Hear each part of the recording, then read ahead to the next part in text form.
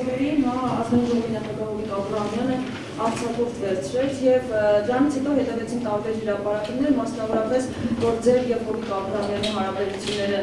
լավ չեն, դարված են եւ որ դուք շատ ցանկանում եք հավակնել արժան նախագահի պաշտոնին,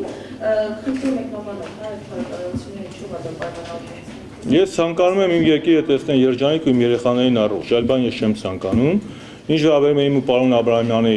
հարաբերություններին, ապա ես ու պարոն Աբրահամյանն ունենք շատ փայլուն հարաբերություններ, ինչպես ես փայլուն հարաբերություններ ունեմ իմ բոլոր գոլեգաների հետ։ Իսկ բոլոր նմանատիպ լուրերը ընդամենը ծիծաղով են վերաբերում եւ դրանք անհեթեթություններ են։